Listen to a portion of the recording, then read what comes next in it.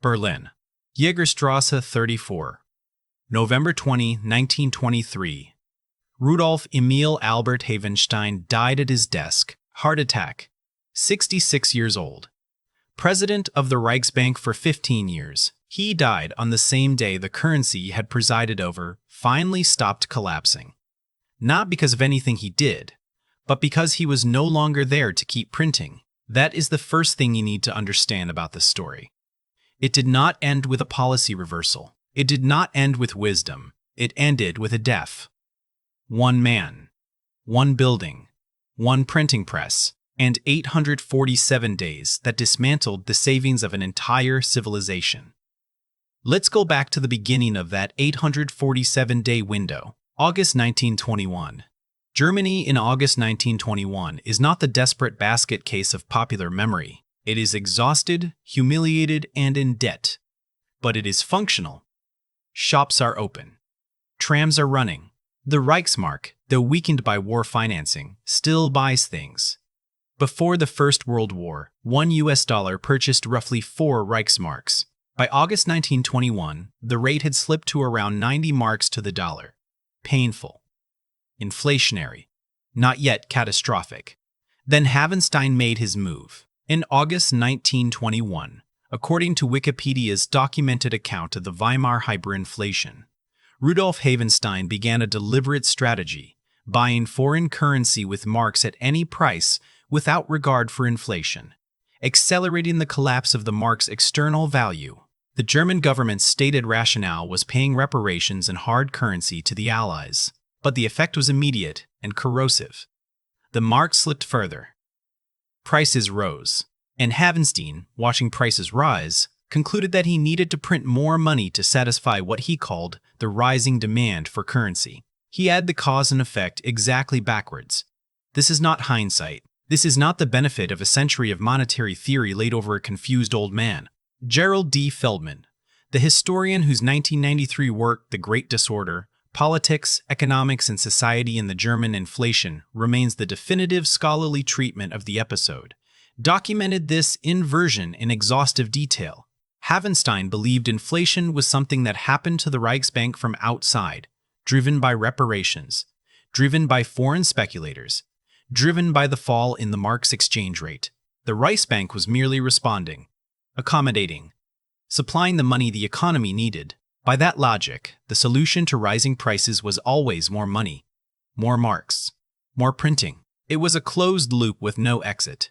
To understand why this logic survived as long as it did, you need to understand who Havenstein was. He was not an economist. He was a lawyer. Studied law at Heidelberg and Berlin. Served as a judge.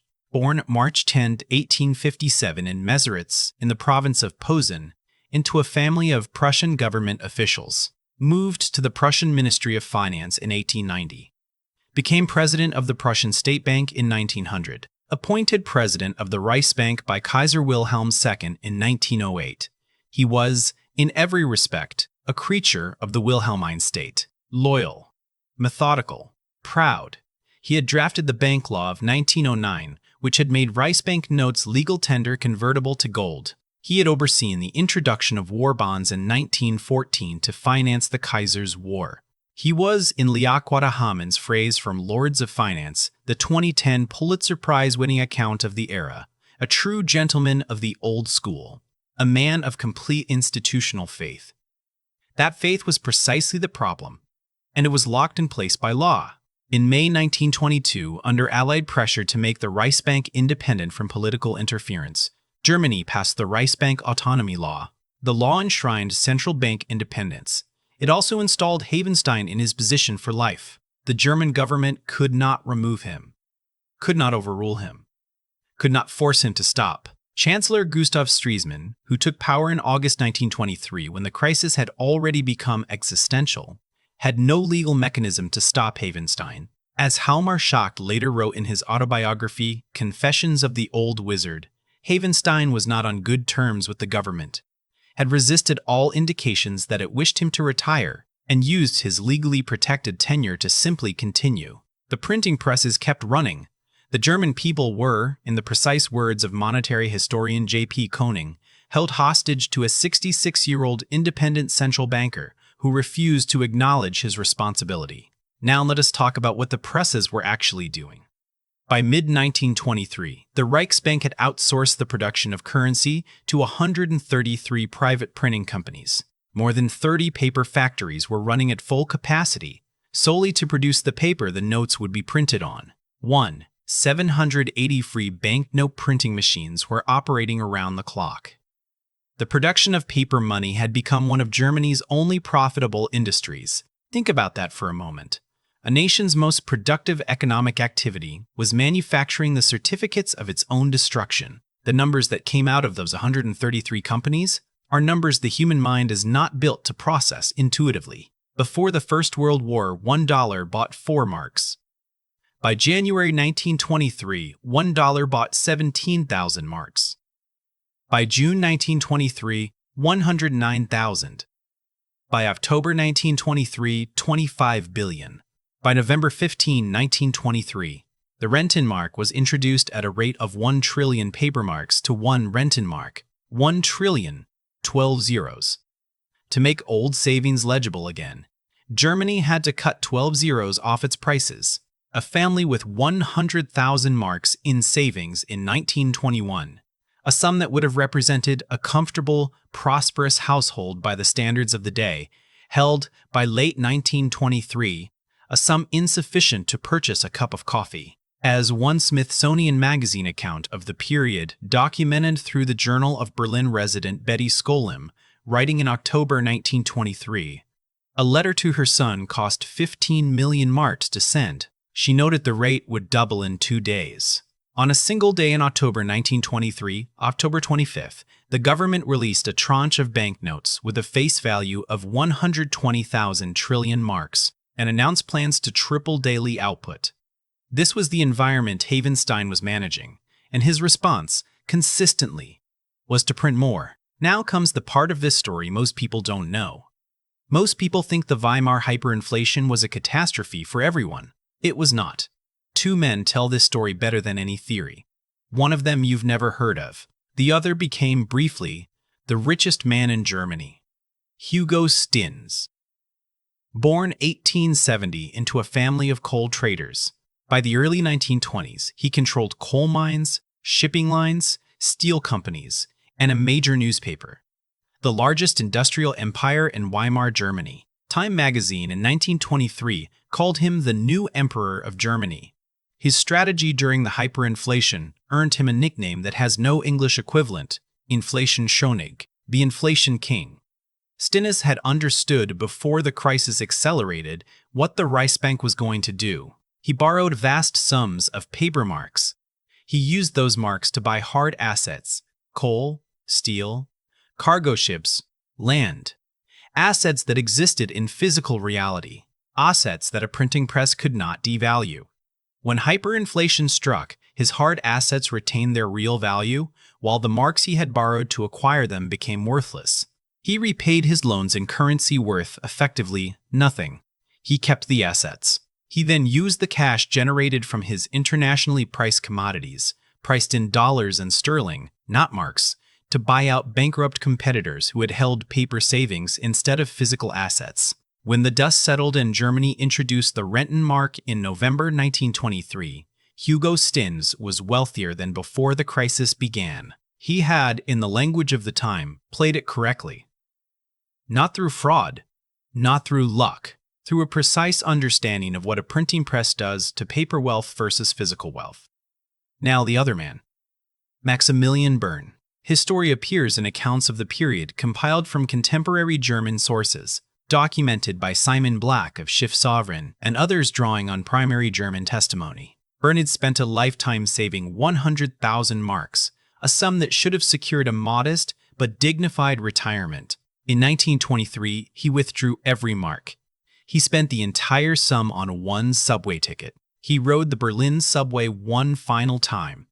Then he went home and locked his door. He did not take his own life. He starved to death, because by the time he spent his life savings on a transit pass, a single egg at the market cost more than he had ever accumulated.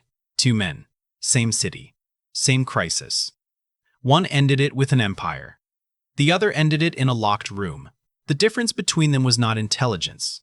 It was not effort. It was not virtue. The difference was the form in which they held their wealth.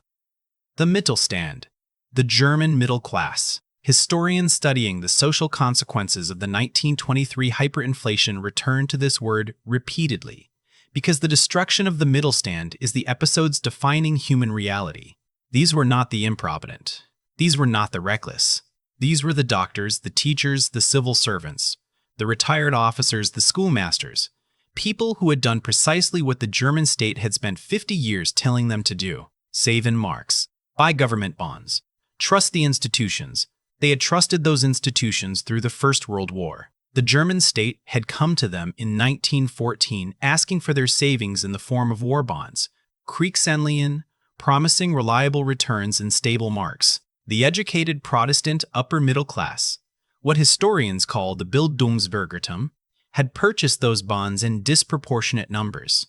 Patriotism and financial prudence, they believed, were the same act. By 1923, those bonds were worth nothing, not just reduced in value. Worth nothing. The marks in which they were denominated had been destroyed from within by the institution that had issued them. As economic historian Samuel Gregg has documented, these people found themselves selling treasured family heirlooms to pay electricity bills. Public servants suffered disproportionately because government wage adjustments lagged the private sector by days. And in a hyperinflationary environment, a week's delay in a wage increase represented the difference between eating and going without.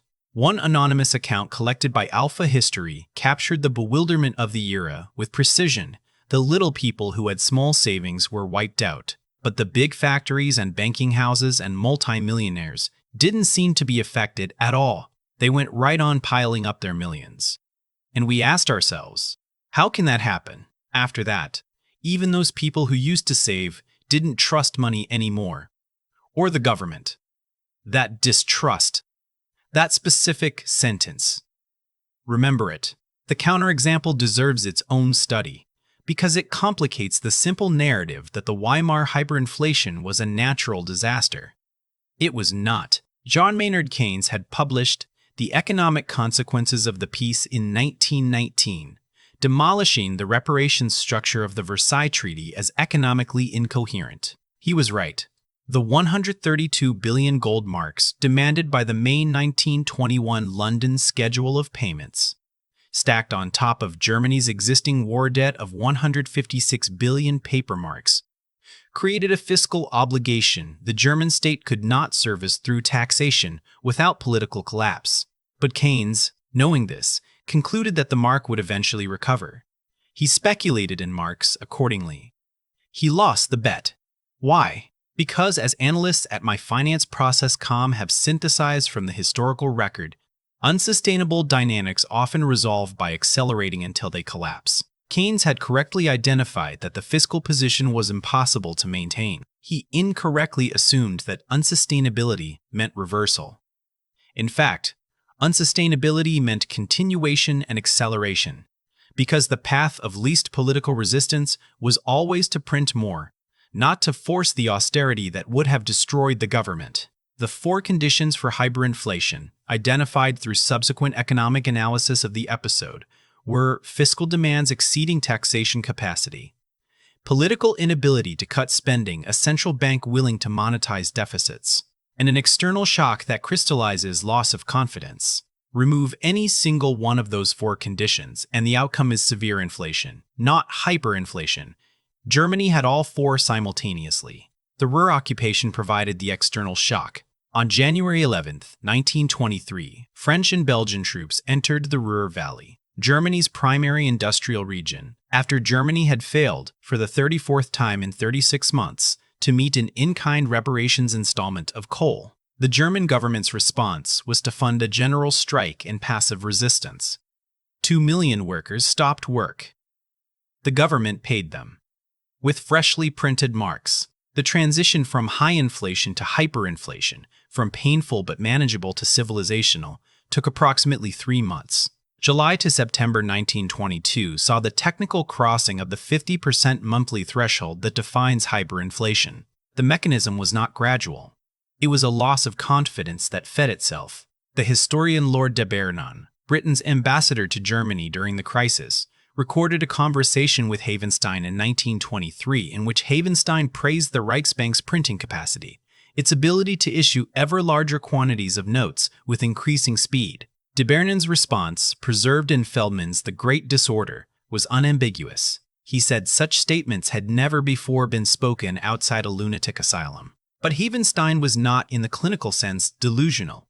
He was, in Max Warburg's 1922 assessment, Warburg being both a Hamburg banker and a Reichsbank director, facing a genuine dilemma. Warburg described it precisely: stop printing and face the political revolution that austerity would trigger. Continue printing and face inflation. Havenstein chose to print, believing, as Warburg recorded, that the inflation would be modest. He hoped for time. He got 847 days. What ended the hyperinflation was not a policy revelation inside the Reichsbank. What ended it was a death, a workaround, and a new institution built outside the walls of the one that had failed. On November 12, 1923, the government appointed Weimar Germany as currency commissioner, a position created outside the Reichsbank, specifically because Havenstein could not be removed from within it. Schacht operated, famously, from a converted broom closet. At one end of Jagerstrasse sat Schacht in his broom closet with the new Rentenmark. At the other end sat Havenstein in the Reichsbank's imposing red sandstone building, still technically in control. Isolated and increasingly irrelevant, on November 15, the Rentenmark was introduced. 1 trillion paper marks to 1 Rentenmark. 12 zeros cut from prices. The new currency was backed not by gold. Germany had no meaningful gold reserves, but by a mortgage on Germany's agricultural and industrial land. It was, in one analysis, backed by nothing but credibility and exhaustion. But the public accepted it, because the alternative was unthinkable. On November 20, 1923, Rudolf Havenstein died of a heart attack. That same day, Schacht moved. He immediately tightened credit. He ceased the Reichsbank's acceptance of emergency currency. He halted the mark's slide through foreign exchange market interventions that fixed the exchange rate at 2 trillion paper marks to $1, which, since 1 trillion paper marks equaled 1 Rentenmark, restored the pre-war rate of 4 Rent, 2 Rentenmark to the dollar. Within days, stability. Within weeks, functioning commerce. Within months, the Dawes Plan, signed in 1924, organized American loans to German banks and established a manageable structure for reparations payments. The miracle of the Rentenmark, Germans called it, but it was not a miracle. It was the removal of a single man who had been legally insulated from accountability for 15 years. Now, the present-day parallel. And here is where this history becomes personal. The 4 conditions for Weimar hyperinflation do not describe Weimar Germany alone. Fiscal demands that exceed taxation capacity. The United States federal debt stood at approximately $36 trillion in early 2025. Federal revenues cover roughly 75 cents of every dollar spent. The Congressional Budget Office projects debt-to-GDP ratios reaching levels with no modern precedent within the next decade. Political inability to cut spending. No administration of either party in the past 40 years has presented a budget that achieved primary surplus. The political cost of genuine austerity, of touching entitlements, defense, or transfer payments, is considered existential by any governing coalition. A central bank willing to monetize deficits. The Federal Reserve's balance sheet expanded from approximately $900 billion in 2008 to over $8 trillion at its 2022 peak. Quantitative easing, the purchase of government securities with newly created reserves, is now a standard policy tool, not an emergency measure. The Bank of Japan's decades-long yield curve control program, under which it purchases unlimited quantities of Japanese government bonds to hold interest rates near zero, echoes Havenstein's framework almost precisely, supplying whatever currency the system demands. The 4th condition, the external shock that crystallizes loss of confidence, is, by definition, the one you cannot predict. 3 of the 4 conditions are observable, measurable, present. This does not mean the outcome is identical. No major developed economy is currently on a Weimar trajectory. Turkey's experience from 2021 onward, A central bank compelled by political directive to cut interest rates even as inflation surged above 80%, demonstrates that the prerequisites still produce the outcomes even in a modern context. When the political conditions align, the question is not whether it will happen here. The question is, if it did, which side of the middle stand divide would you be on? Hugo Stinnes knew what Havenstein was going to do before Havenstein's own government understood the consequences. He held coal. He held steel. He held ships.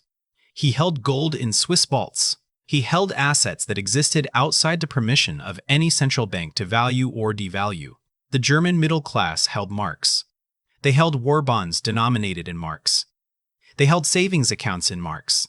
They had done everything the system asked of them, and the system consumed them. There's a document from those years that has survived in German archives and been cited by multiple historians of the period. It is a court record from 1924. A retired schoolteacher in Frankfurt sought compensation for the destruction of his savings, a lifetime of accumulated marks that by late 1923 were worth less than the paper they were printed on. The court ruled against him.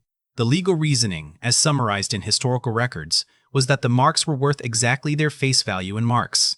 The destruction of their purchasing power was not a legal injury the court could remedy. He had trusted the institution completely. He had done nothing wrong, and the institution had no mechanism to make him whole. That schoolteacher had no Hugo Stinnes strategy. He had no hard assets. He had only faith in paper issued by a man who died in a red sandstone building on Jagerstrasse on a Tuesday in November, and whose death stabilized the currency faster than any policy his living mind had produced. The lesson is not that all paper currencies will collapse. The lesson is more precise than that. When a system's four structural conditions align, fiscal excess, political paralysis, monetary accommodation, and loss of confidence, the mechanism works the same way in Frankfurt in 1923 as it does in Ankara in 2023. The names change. The flags change. The newspapers print different languages.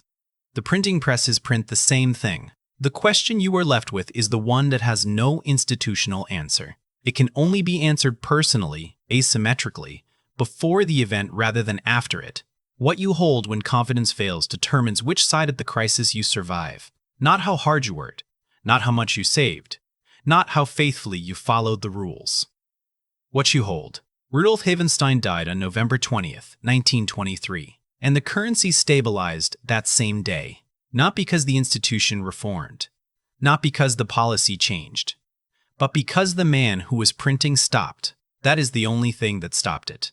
If you found this history useful, subscribe. There are more of these. Each one is a case study in what happens when the system fails the people who trusted it most.